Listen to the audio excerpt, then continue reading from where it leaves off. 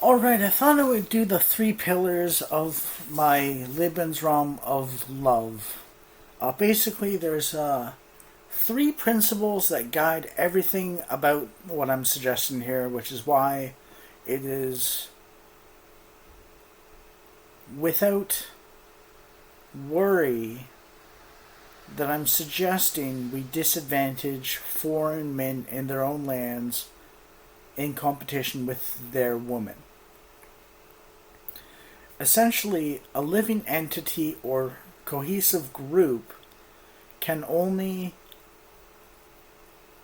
sacrifice, which means give something up for something greater, waste, give something greater for something worse received, or equivalent exchange, which basically translates into upgrade, downgrade, or side grade.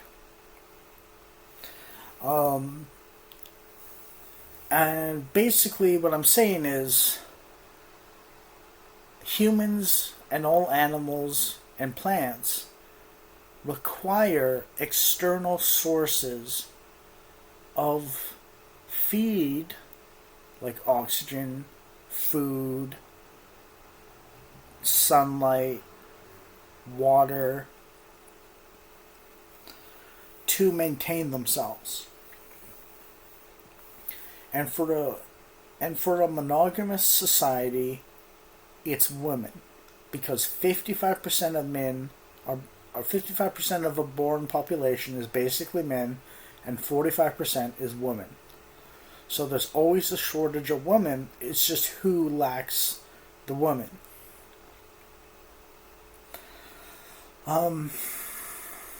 Another thing is that technological civilization and society and high trust stuff is a matter of, and culture derives from genetics. However, all those things is simultaneously not. It's not just the natural environment like the plants, the animals, the insects, and the fish. It's also that the technology and civilization, society and culture, and even the genetics in some fashion, all share a common attribute of being the marble and the maker of the marble, the sculptor and the marble.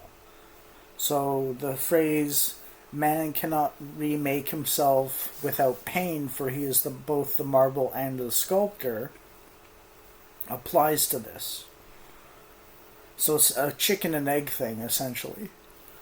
So it's one of those things that one can prevaricate about all as long as they want, but in the end, basically, it is because it is.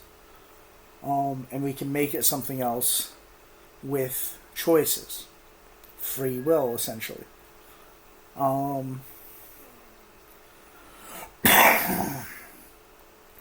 The third pillar of my Lebensraum of love is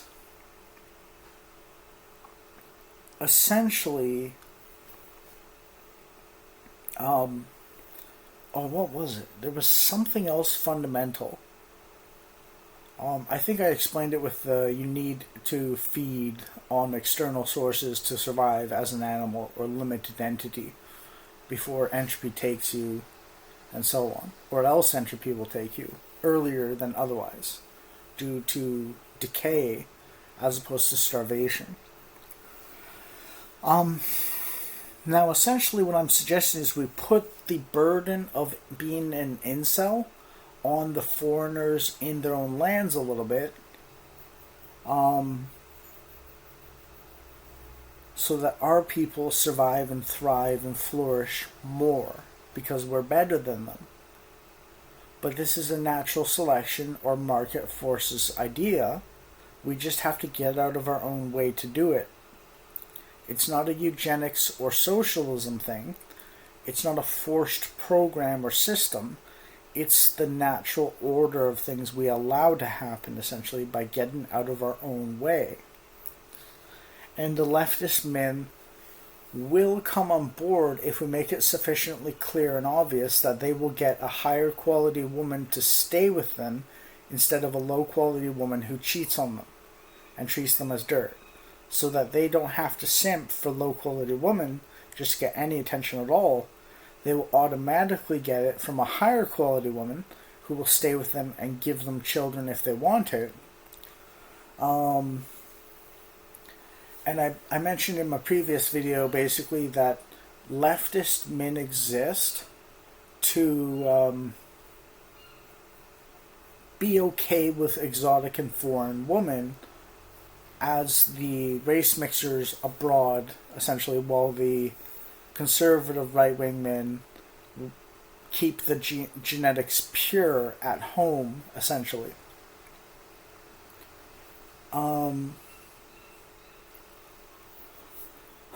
Or the leftist men invite the woman over into the tribe so that it grows directly. But with population pressures, overpopulation pressures, and too much crowding, our men going abroad is a better choice. I didn't mention that leftist women exist to hedge the bets against failure of the tribe to stay alive as a cohesive unit by acquiescing to conquerors more easily, so that even if the tribe itself is destroyed as a unit, the genetic lineage carries on because the conquered women have children of the tribe. So, what I'm suggesting is essentially we conquer the other tribes through having children with their women.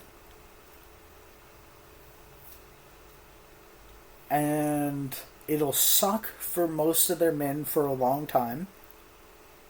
Or not most of their men, but a lot of their men. But it will be good for all of our men.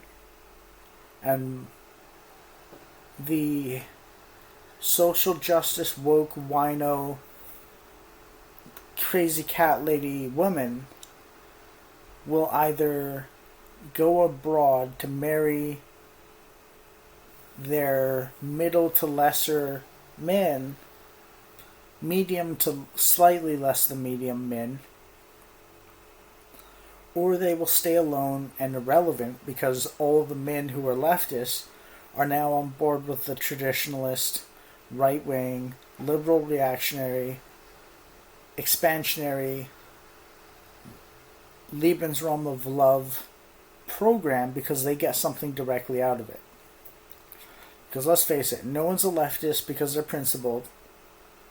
They're only in it for themselves. And if you give them something better by being traditionalist, those people will just default into loyalty to the traditionalists. It's about what you can offer incentive structure-wise.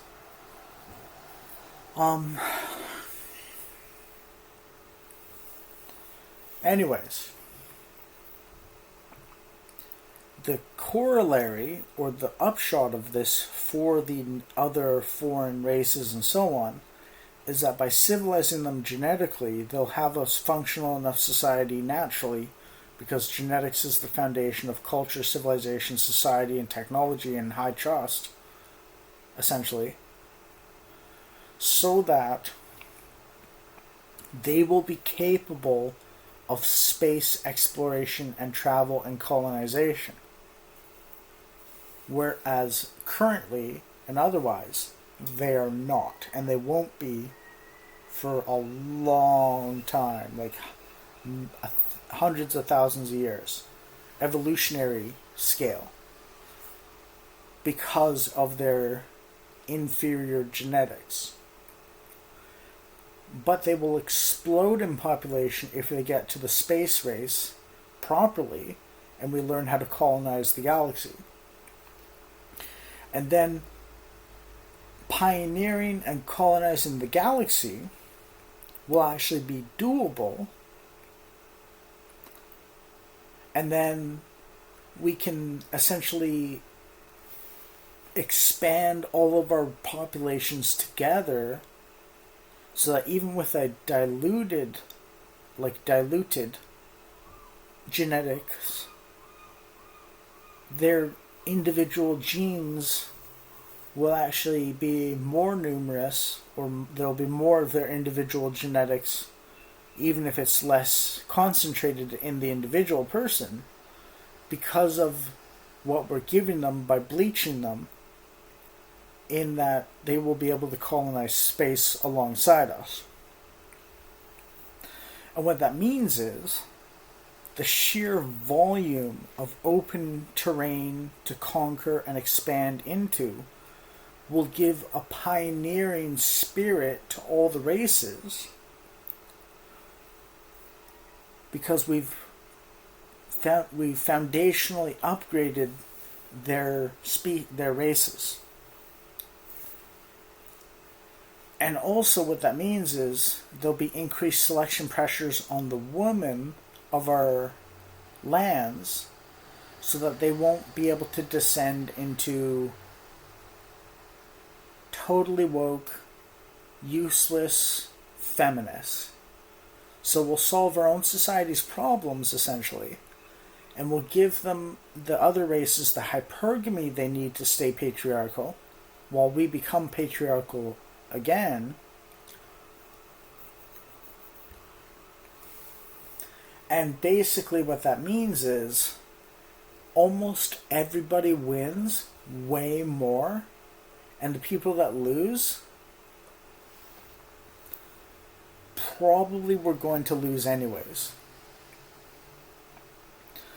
But once we begin the colonization of the galaxy, and then the other galaxies, the universe as a whole, evolutionary time will will impact us, and without as much conflict as our evolutionary past on Earth alone, the male to female born ratio will decrease the males and increase the females percentage to closer to 50-50, so that when the galaxy is fully colonized, or the universe is fully colonized, right?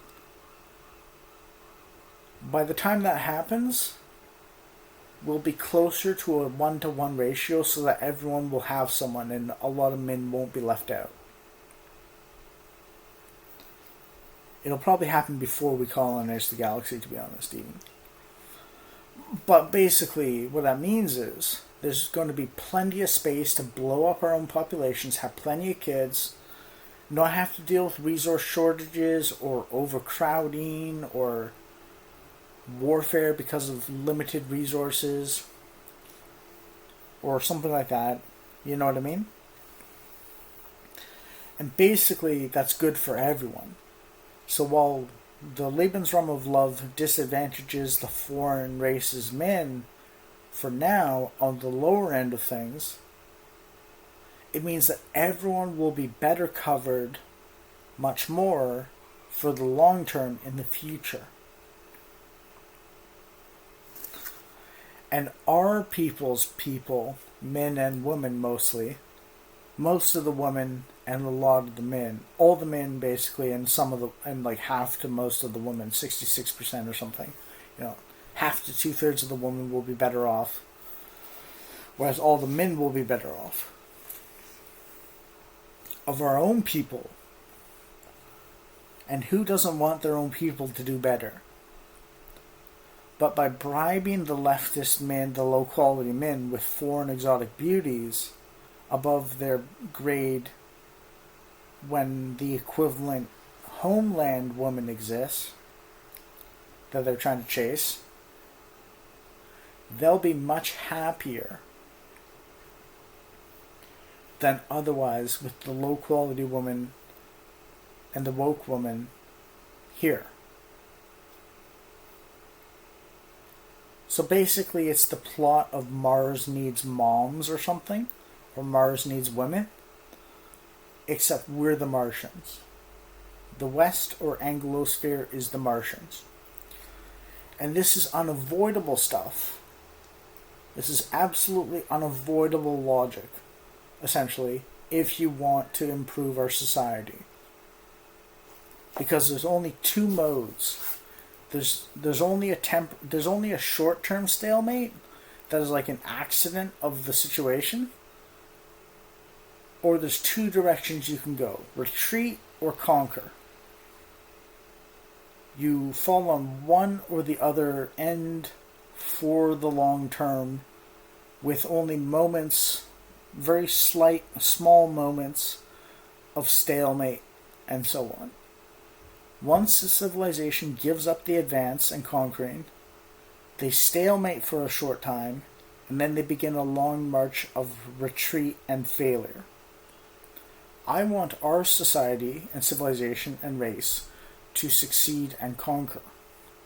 However, I'm not against the other races existing and even conquering the stars with us, but the prerequisite of being genetically capable of civilization, advanced civilization, and high trust society and high technology society means that we need to inject our genetics into them, generally speaking, for their remaining genetics to succeed.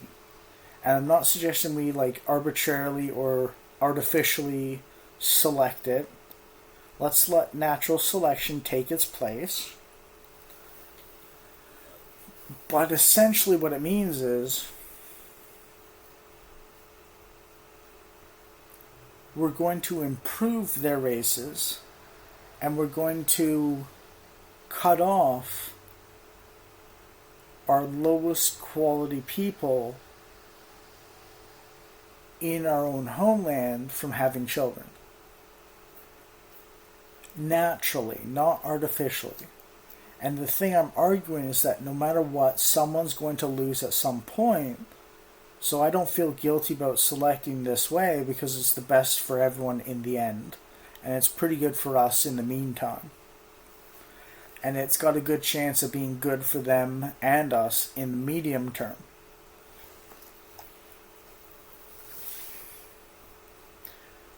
And it's when you take Christianity, pagan virtue, Christian hope and charity, and